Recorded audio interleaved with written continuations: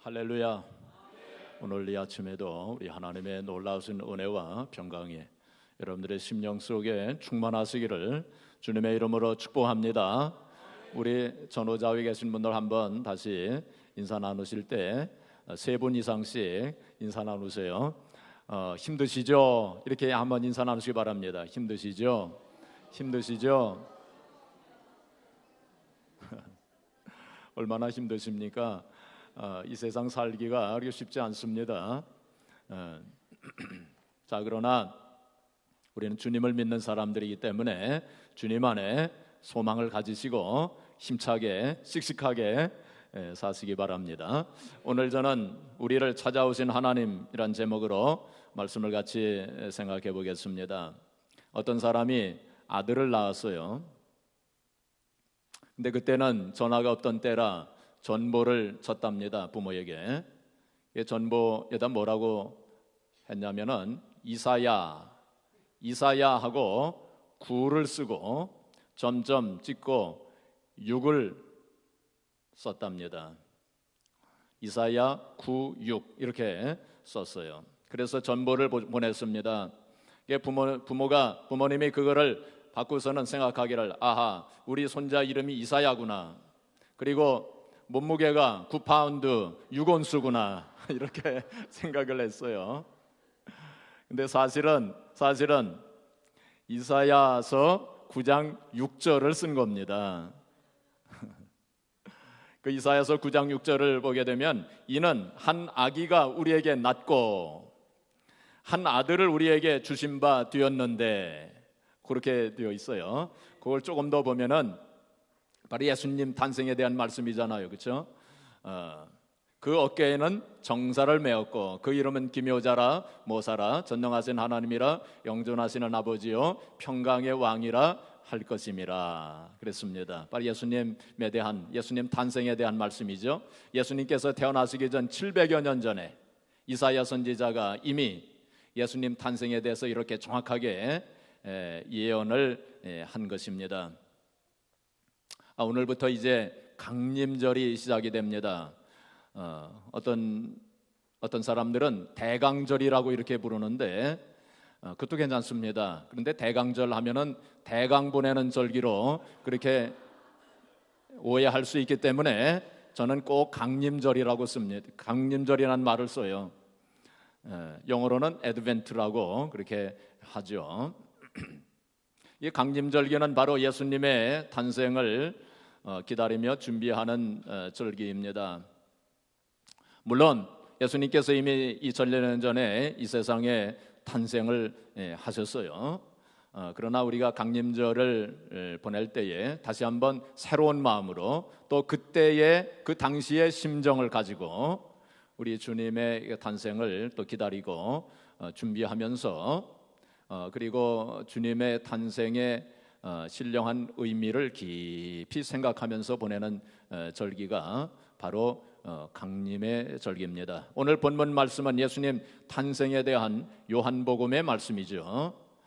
우리가 요한복음이 쓰여졌을 당시에는 이미 마태복음, 마가복음, 누가복음, 공관복음에 나타나 있는 예수님의 탄생에 대한 그 말씀들을 사람들이 다 알고 있었기 때문에 요한 복음을 저술한, 성령의 감동으로 기술한 사도 요한은 그것을 다시 반복하지 아니하고 예수님의 탄생을 신학적으로 설명한 부분이 바로 오늘 본문의 말씀입니다. 거기에 14절 말씀, 우리 14절 말씀, 요한복음 1장 14절 말씀을 우리 같이 한번 또 봉독해 볼까요? 요한복음 1장 14절 말씀 우리 같이 한 목소리로 같이 봉독해 보겠습니다. 시작. 말씀이 육신이 되어 우리 가운데 거하심에 우리가 그의 영광을 보니 아버지의 독생자 영광이요 은혜와 진리가 충만하더라. 말씀이 뭐가 되었어요? 육신이 되었다. 이 말씀은 바로 하나님을 가리키는 거죠. 태초에 말씀이 계시나 이 말씀이 하나님과 함께 계시니 이 말씀이 곧 하나님이시니라. 요한복음 1장 1절에 그렇게 되어 있죠. 이 말씀이 곧 하나님이시니라. 그러니까 말씀이 육신이 되었다. 하나님이 우리와 같은 육체가 되셨다. 그거를 우리가 신학적인 용어로 뭐라고 하죠? 성육신 그렇게 말하죠. 영어로는 incarnation이라고 그렇게 말합니다. 바로 하나님께서 우리 육체가 되신 거예요. 이건 얼마나 놀라운 사실입니까? 그게 바로 성육신의 사건입니다. 그런데 여기 육신을 헬라 말로는, 헬라 원문에는 사르크스라고 하는 단어를 썼어요. 사르크스. 이것은 어떤 의미를 가지고 있느냐면은 육체의 연약성 그리고 육체의 한계성을 내포하고 있습니다.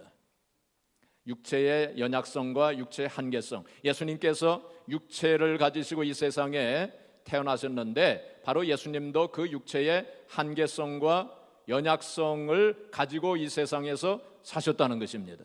그렇기 때문에 예수님께서 육체로 이 세상을 사셨을 때에 어떤 때는 배도 고프시기도 하셨고 목마르기도 하셨고 피곤을 느끼시기도 하셨고 어떤 때는 눈물도 흘리셨어요.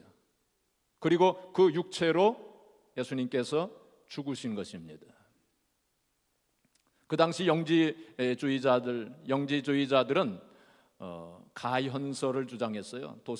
영어로는 도세티즘이라고 하는데 가현설을 주장했습니다. 그건 무슨 이론이느냐, 무슨 주장이냐면은 예수님께서 이 세상에 오셨을 때 육체로 오신 것이 아니다.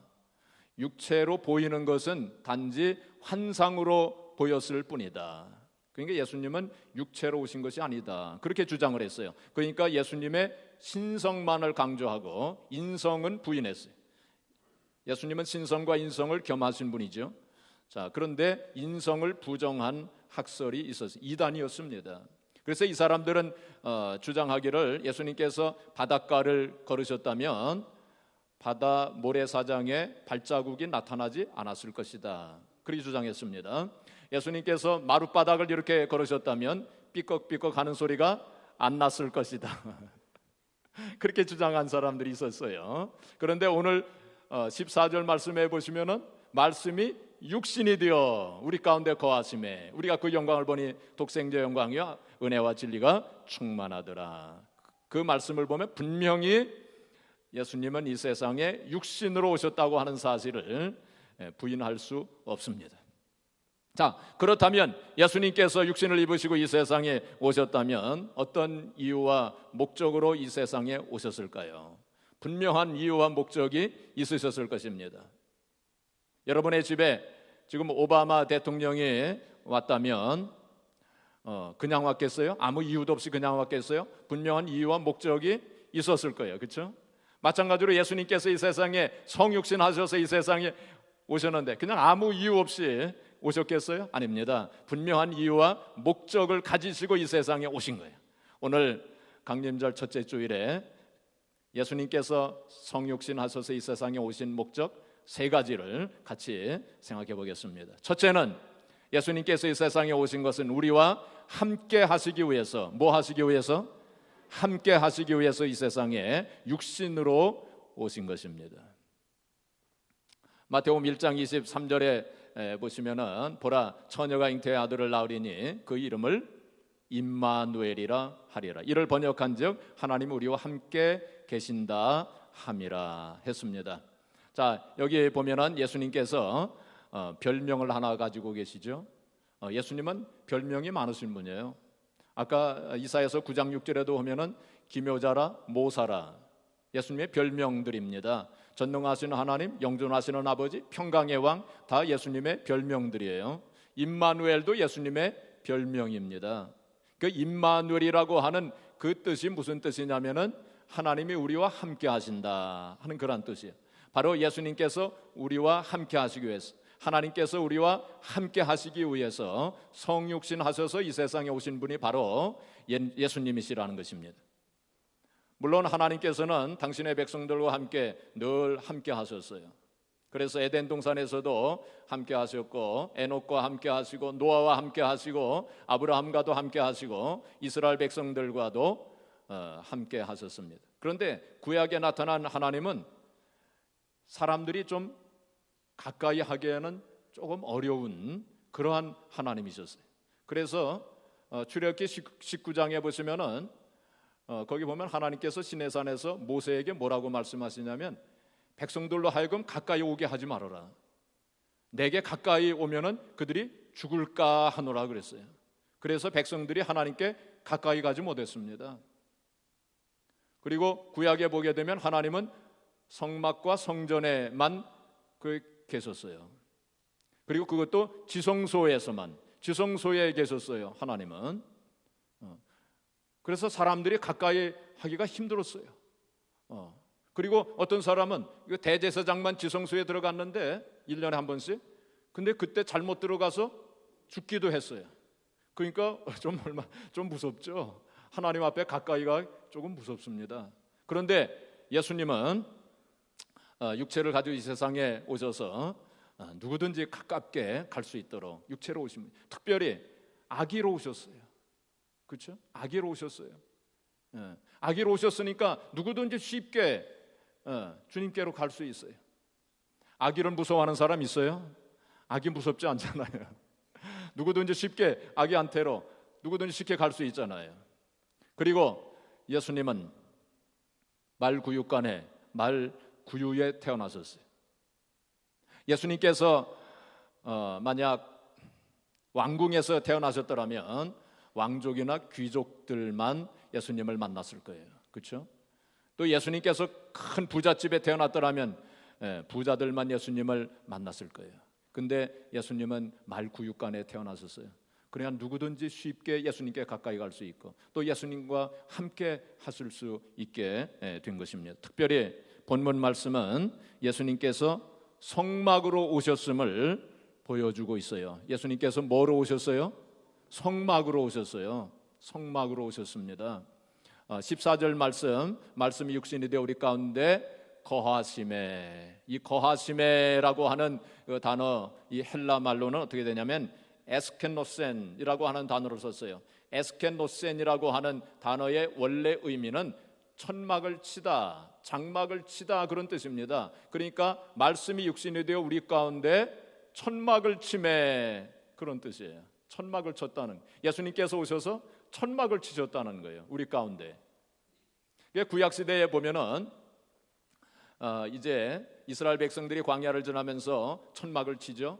천막을 지파에 따라서 12지파 이렇게 다 질서 있게 다 천막을 칩니다. 그러면 그 성막을 어디에 세웠냐면 그 중간에 성막을 세웠어요. 바로 성막을 세움으로 말미암아 하나님께서 백성들과 함께 하신다고 하는 그러한 의미를 가지게 된 것입니다. 예수님께 이 세상에 오셔서 우리 가운데 천막을 치셨다고 하는 것은 바로 우리와 함께 하신다 하는 그러한 의미를 가지게 된 것입니다. 오늘 이 본문 말씀은 사실 출애굽기 33장 말씀과 밀접하게 연관되는 말씀이에요. 그래서 우리가 오늘 이 시간은 출애굽기 33장을 한번 같이 펴보시고 같이 좀 대조하면서 잠깐 생각을 해보도록 하겠습니다. 출애굽기 33장 여기 보시면은 한번 같이 보시기 바랍니다. 여기 9절 보시면 출애굽기 33장 9절에 보시면은 모세가 회막에 들어갈 때, 이 회막이라는 건 성막입니다. 성막에 들어갈 때에 구름 기둥이 내려 회막문에 서며 여호와께서 모세와 말씀하시니, 이스라엘 백성들이 광야를 지나면 성막을 지었죠. 근데 성막 위에 늘 구름 기둥이 있었습니다. 구름이 있었어요. 그거를 무슨 구름이냐면 히브리 말로 쉐키나의 구름이라고 그렇게 말합니다. 쉐키나의 구름. 이 쉐키나의 구름은 바로 하나님의 임재와 그리고 하나님의 영광을 나타냅니다. 뭐를 나타내요? 하나님의 임재와 하나님의 영광을 나타냅니다. 그런데 오늘 14절 말씀 가운데 보시면은 말씀 육신이 우리 가운데 가시면 그 영광을 보니 아버지의 독생자의 영광이요 그랬어요. 바로 하나님께서 계시는 곳에 하나님의 임재의 영광이 나타났듯이 바로 예수님께서 우리와 함께 하시면서 그 예수님께 하나님의 영광이 나타났다 하는 것을 여기서 볼 수 있습니다. 자, 그 다음에 17절이 아니라 여기 11절, 출애굽기 33장 11절 보시면은 사람이 자기의 친구와 이야기함같이 여호와께서는 모세와 대면하여 말씀하시며, 하나님께서 모세와 얘기할 때는, 말씀하실 때는 친구와 같이 이렇게 대면해서 말씀을 하셨다는 거예요. 그러니까 모세가 굉장한 사람입니다. 보통 사람과는 다르다고 그랬어요. 하나님께서 모세와 말씀하실 땐 친구와 같이 대면해서 이렇게 말씀을 하셨다고 그랬어요. 자, 그런데 이렇게 모세가 정말 굉장한 사람인데, 요한복음 1장 17절 말씀해 보시면은 율법은 모세로 말미암아 주신 바 된 것이요 은혜와 진리는 예수 그리스도로 말미암아 온 것이다, 이렇게 말씀했어요. 바로 모세가 굉장한 사람이긴 했지만은 모세를 통해서 하나님께서 율법을 주셨고, 그리고 은혜와 진리, 이 복음은 예수 그리스도로 말미암아 온 것이다, 그렇게 말씀을 했습니다. 한 군데만 더 보게 되면 말이죠, 여기 23절, 출애굽기 33장 23절, 출애굽기 33장 23절, 우리 같이 봉독해 볼까요? 시작. 손을 거두리니 네가 내 등을 볼 것이요 얼굴은 보지 못하리라. 여기 보니까 모세 같은 사람도 말이죠, 하나님의 얼굴을 보지 못했어요. 하나님의 등만을 봤다 그랬습니다. 하나님의 등만을 봤어요. 얼굴을 보지 못했습니다. 그런데 오늘 이제 요한복음 1장 18절에 보시면은 본래 하나님을 본 사람이 없으되, 본래 하나님을 본 사람이 없으되 아버지 품속에 있는 독생하신 하나님이 나타내셨느니라, 그렇게 말씀했어요. 그렇죠? 그 독생하신 하나님은 누구를 가리킵니까? 예수님이죠. 바로 예수님이 하나님을 나타낸 거예요. 본래 하나님을 본 사람이 없으되 아버지 품속에 있는 독생하신 하나님이 나타내셨느니라. 그러니까 이제는 예수님을 보게 되면 하나님을 본 거나 마찬가지라는 거예요. 그걸 말씀하고 있는 것입니다. 그래서 구약시대의 하나님은 감히 얼굴을 볼 수도 없었고 가까이 갈 수도 없었고, 하나님의 영광이 그냥 구름으로 표현되듯이 좀 이게 추상적이었습니다. 그런데 이제는 신약의 하나님 예수님은 누구든지 쉽게 갈 수 있어요. 또 함께 할 수 있어요. 또 예수님께 나타난 하나님의 영광이 구체적으로 나타난 것을 우리가 보게 됩니다. 그래서 주님은 우리와 함께 하시기 위해서 성육신 하셔서 우리에게 오셨다 하는 것입니다. 둘째로 예수님께서 성육신 하신 목적은 바로 우리의 슬픔을 체휼하시기 위해서, 뭐 하시기 위해서? 체휼하시기 위해서, 우리의 슬픔을 체휼하시기 위해서 이 세상에 성육신 하셔서 오셨습니다. 히브리서 4장 15절에 보시면 우리에게 있는 대제사장은 우리의 연약함을 체휼하지 아니하시는 자가 아니요, 그렇게 되어 있습니다. 그런데 새 번역 성경은 우리에게 있는 대제사장은 우리의 연약함을 동정하시는 자요, 이렇게 조금 바꾸어서 번역을 했습니다. 저 개인적으로는 체휼이라고 하는 단어를 좋아합니다. 그래서 우리에게 있는 대제사장은 우리의 연약함을 체휼하지 아니하시는 자가 아니요, 그러니까 체휼하신다는 거예요. 예수님, 우리의 대제사장은 바로 예수님을 가리킵니다. 예수님께서 우리의 연약함을 체휼하신다는 거예요. 체휼이라고 하는 그 낱말의 뜻은 뭐냐면은 몸소 체험하시고, 그래서 우리를 긍휼히 여기시고 우리를 불쌍히 여기신다고 하는 그런 의미를 가지고 있어요. 체휼이라고 하는 의미는 우리에게 있는 대제사장은 우리 연약함을 체휼하지 아니하시는 자가 아니요, 모든 일에 우리와 똑같이 시험을 받은 자로 돼 죄는 없으시니라, 그렇게 말씀을 했습니다. 그래서 예수님께서 우리를 체휼하시는 분이시라는 거예요. 체휼이라고 하는 단어는 헬라 말로 쉼파데사이라고 하는 단어를 썼어요. 한번 따라서 해보시기 바랍니다. 쉼파데사이. 조금 힘들죠, 발음하기가. 이 쉼파데사이에서 영어 단어 심퍼티가 파생된 겁니다. 심퍼티라고 하는 거 아시죠? 이해하고 동정하고 위로하고 그런 의미죠. 미국에 오니까 이 카드가 얼마나 많은지, 카드 한번 살려면 조심해야 돼요. 제가 어떤 분이 말이죠, 자기 부인 그 생일 축하 카드를 보냈는데 심퍼티 카드를 보냈대요. 그래서 조심해서 보내야 돼요. 종류가 얼마나 많은지 몰라요. 그 심퍼티라고 하는 건 위로해주고 동정해주고 이해하고 그런 의미. 또 심파데사이는 또 어떤 의미를 가지고 있냐면 함께 고난을 당한다 하는 그런 의미를 가지고 있어요. 바로 주님께서 우리와 함께 고난을 당하시며 그리고 우리를 이해해 주시고 동정하시고 위로해 주시고 더 나아가서는 또 어떤 의미를 가지고 있느냐면은 우리를 실제적으로 도와주신다 하는 그 의미를 가지고 있어요. 그냥 말로만 뭐 이해한다, 동정한다 그것이 아니라 실제적으로 도와주시는 데까지 이른다는 거예요. 바로 예수님은 그렇게 하시기 위해서 우리와 똑같은 슬픔을 당하시고 우리가 당하는 고난과 고통, 슬픔을 다 겪으시면서 그래서 우리를 이해해 주시고 긍휼히 여겨 주시고 그리고는 더 나아가서는 우리를 실제적으로 도와주시기 위해서 이 세상에 오신 분이 바로 예수님이십니다. 제가 몇 년 전에 감리교 우리 목사님들 총회가 하와이에서 열려진 적이 있었어요. 그때 거기를 가서 참여를 하고 이제 비행기를 타고 떠나는데 비행기가 하와이 이렇게 상공에 이렇게 떴을 때에 그때 어떤 사람이 저 섬이 몰로카이 섬이라고 그 얘기를 해주더라고요. 몰로카이 섬. 제가 그 섬을 보면서 다미엔 선교사님, 다미엔 신부님이 생각이 났어요.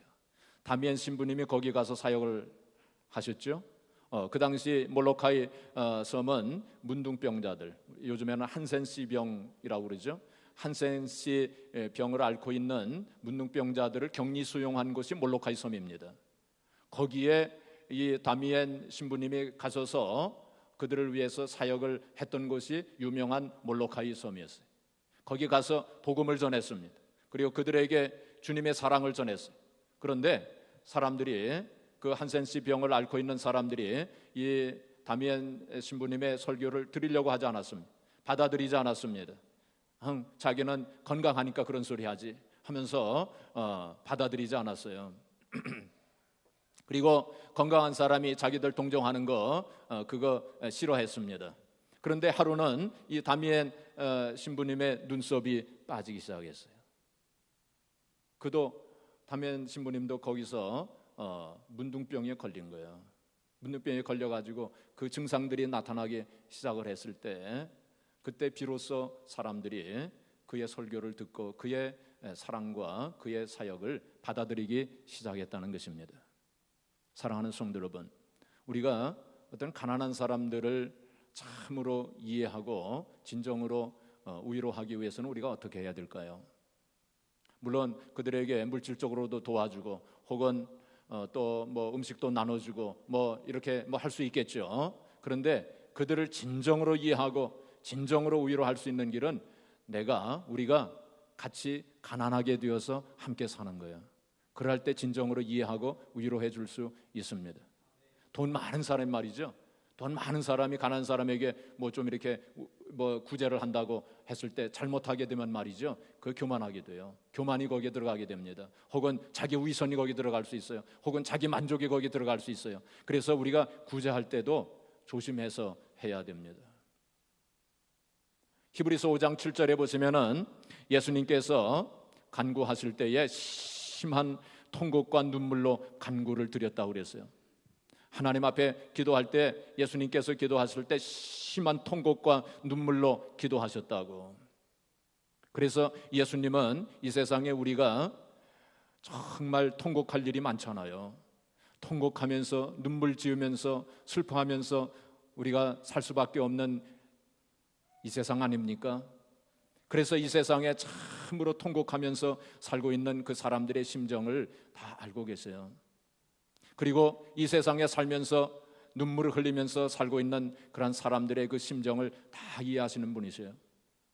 제가 있던 어떤 교회에서는 어떤 분이 교회에 와서 늘 교회만 오면은 그냥 통곡하면서 기도합니다. 통곡하면서 기도해요.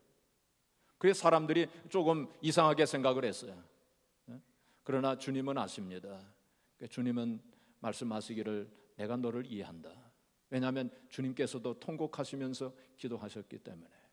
주님은 우리의 슬픔을 다 겪어보신 분이세요. 우리의 고통과 고난과 모든 시험까지도 다 당해보신 분이세요. 그렇기 때문에 모든 것을 다 이해하시고 참으로 위로해 주실 수 있는 분이 바로 주님이십니다.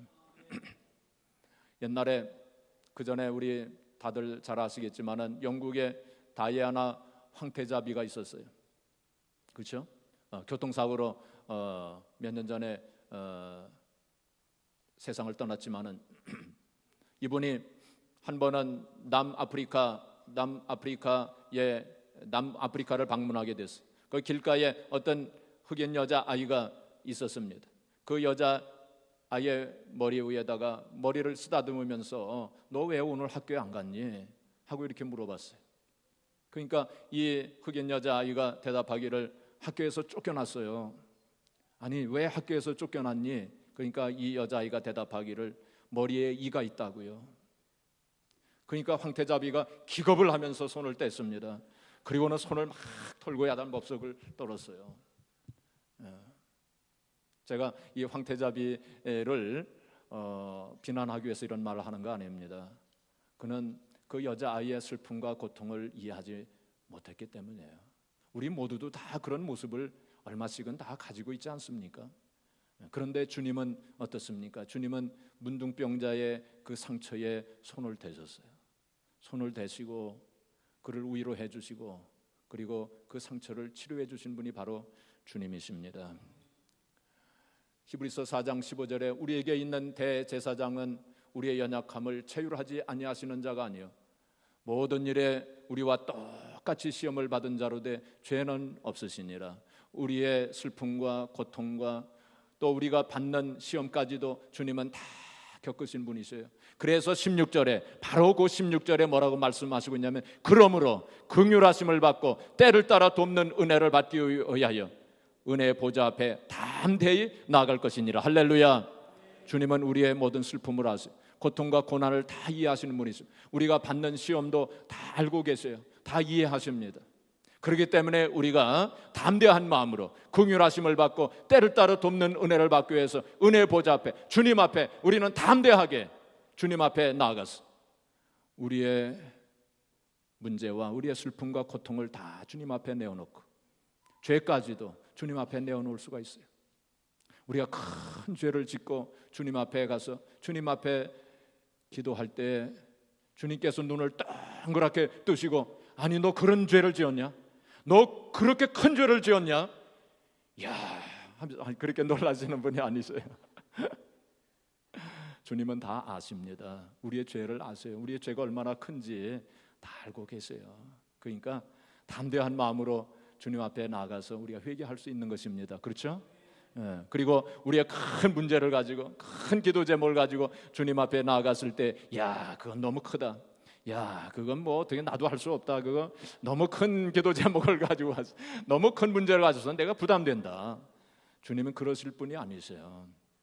주님은 아무리 큰 문제라 태산 같은 문제라도 맡으시기를 원하시는 분이 바로 주님이십니다. 그래서 주님 앞에 우리가 담대한 마음으로 나아가요. 왜냐하면 주님께서 이 세상에 오신 목적이 성육신 하셔서 이 세상에 오신 목적이 바로 그것이기 때문입니다. 마지막으로 주님은 우리를 구원하시기 위해서 이 세상에 성육신 하셔서 오신 분이십니다. 이사야서 53장 5절 우리가 잘 알고 있는 말씀이죠. 그가 찔림은 우리의 허물을 인하며 그가 상함은 우리의 죄악을 인함이라. 그가 징계를 받음으로 우리가 평화를 누리고 그가 채찍에 맞음으로 우리가 나음을 입었도다.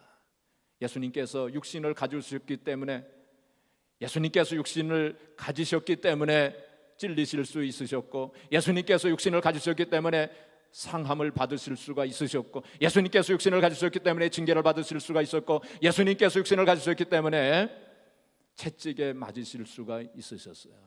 그래서 그 고난을 받으신 거예요. 우리 대신 고난을 받으신 것입니다. 갈라디아서 3장 13절에 그리스도께서 우리를 위하여 저주를 받은 바 되사 율법의 저주에서 우리를 속량하셨으니 나무에 달린 자마다 저주 아래 있는 자라 하였음이니라 그랬어요. 우리가 영원히 저주를 받아서 지옥에 갈 수밖에 없는 그러한 인생들이었는데 예수님께서 대신 저주를 짊어지신 거예요. 우리 대신 우리가 짊어져야 할 그 저주를 짊어지시고 십자가 위에서 죽으심으로 우리의 죄를 또 우리의 저주를 다 청산하신 것입니다. 베드로전서 2장 24절에 보면 친히 나무에 달려 그 몸으로 우리의 죄를 담당하셨으니 이는 우리로 하여금 죄에 대하여는 죽고 의에 대하여는 살게 하려 하심이니라. 할렐루야. 친히 나무에 달려 그 몸으로 그냥 이론적으로 십자가에 달리신 게 아닙니다. 그냥 신학적으로나 추상적으로 그냥 십자가에 달리신 게 아닙니다. 그 몸으로, 그 육체로 친히 나무에 달려서 우리의 죄를 저와 여러분들의 죄를 담당하셨으니 이는 우리로 죄에 대하여는 죽고 의에 대하여는 살도록 하시기 위해서 그렇게 하셨다는 거죠. 그래서 주님은 우리의 죄를 대속하시고 구원하시기 위해서 이 세상에 육신으로 오신 분이세요. 성막을 보게 되면 말이죠, 성막 제일 앞에 번제단이 있죠. 번제단은 그 구약 시대에 하나님 앞에 제사 드릴 때에 그때 소나 양을 잡아서 거기에 불로 태워가지고 하나님 앞에 드리는 곳이 바로 번제단입니다. 이 번제단은 영적인 의미에서 십자가를 의미하고 있습니다. 예수님께서 십자가 위에서 번제가 되셔서 죽으신 것처럼 바로 번제단은 십자가를 의미하고 있어요. 근데 이 번제단이 어떻게 만들어졌느냐면은 이 번제단 이 속에는 조각목으로 되어 있어요. 조각목, 나무로 되어 있단 말입니다. 나무로 이렇게 만들어 놓고 거기다가 뭐를 씌웠느냐면은 노수로 씌웠어요. 노수로 씌웠어요. 성경에 보게 되면 그렇게 되어 있습니다. 자, 그러면 이 나무는 뭐를 가리키느냐면은 예수님의 육체를 가리킵니다. 예수님의 육체예요. 예수님의 육체에다가 놋을 씌운 거예요. 놋은 성경에서 뭐를 의미하고 있느냐면은 하나님의 심판을 의미합니다. 하나님의 심판. 그래서 예수님의 육체가 하나님의 심판을 받으셨다는 거예요. 누구 때문에? 나 때문에, 여러분 때문에, 우리들 때문에 예수님께서 대신 심판을 받으셨다고 하는 의미가 있어요. 십자가 위에서 예수님께서 심판을 받으신 거예요. 우리 때문에, 우리를 대신해서.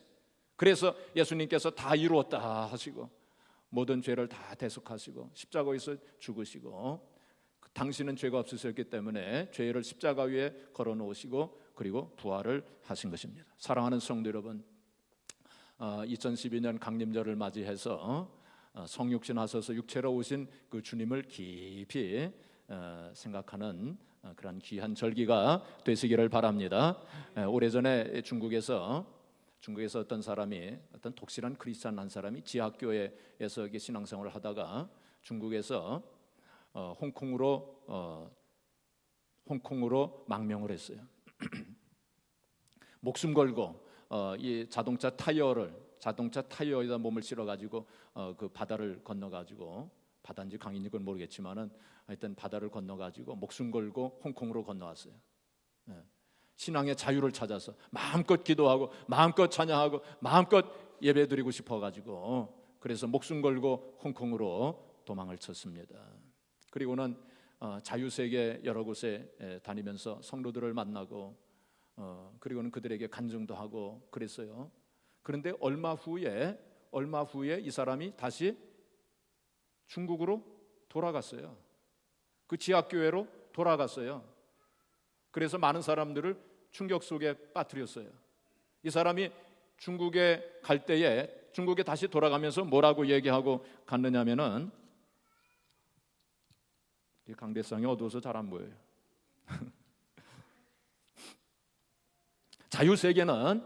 자유세계는 의식주와 생활에 염려는 없으나 이런 상태에서의 신앙생활로는 구원을 얻을 수 없을 것이라는 두려움이 생겼습니다.